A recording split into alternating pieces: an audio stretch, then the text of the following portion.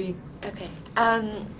You always seem to be in movies that are cutting the edge and are different and are edgier than the normal Hollywood films.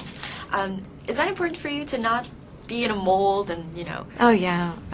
I do what I can to... I mean, it's really not so calculated. It's just whatever I respond to and whatever speaks to me. And it seems that the slightly off-center ones seem to say more. And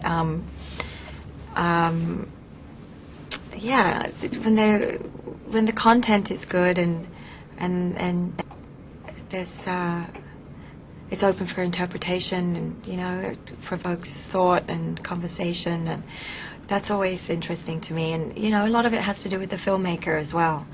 But it's not like I go chasing down these movies. But I suppose having done Mulholland Drive, people think that must be what I'm only drawn to. I just find that the more conventional stories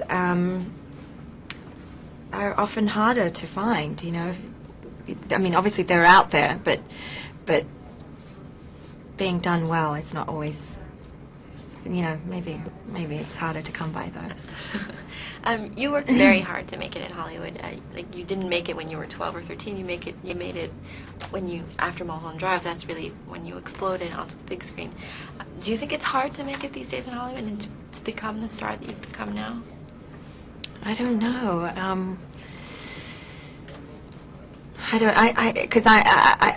It's hard to answer that question. It took me a lot of dedication, and I had to really know what it was that I wanted and why I wanted it. And you know, it wasn't even that I had a goal in sight. It wasn't, oh, I need to be this. I was just taking each day as it came, and it sort of transpired into a different thing along the way. And I never thought this is where I'd end up. That would be too much of a far-fetched dream. I just always thought hoped that I'd be a working actor. And so to be in a position where you're able to pick and choose a little bit and work with some of the great people out there, that's... So I mean, but it was a struggle, you know, for 10 years. I mean, I talk about my career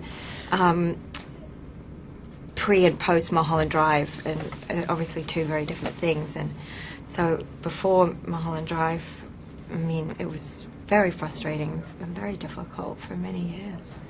Now you're on the Forbes list. Did you know this? I did not know that. You're number 76 on the 2005 Power List from Forbes. Oh, really? How do you feel about that? Well, I don't know. Who's before me? No, I'm just kidding. No, I did not know, and I don't know what that means.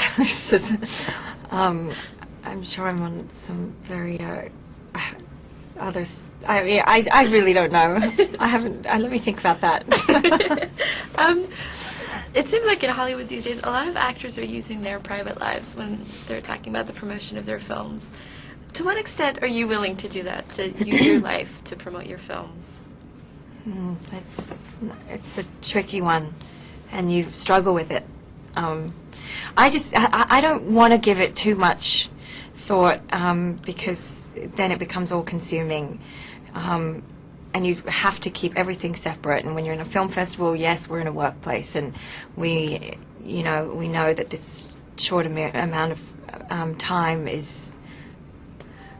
going to be work, and so you have to be on guard, I suppose. But the rest of the time, I go about and do my life in the exact same way I ever did. I don't have people following me around or calling ahead or making a fuss.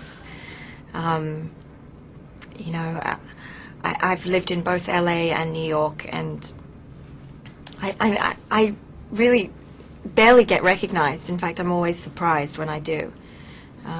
So there's no real changes. It's just when you go to an event and you know the flashbulbs will be there and people will call your name and stuff, and you know, it's slightly jarring, but you get through it. Thank you so much. It was nice talking to you. Okay. Thank you.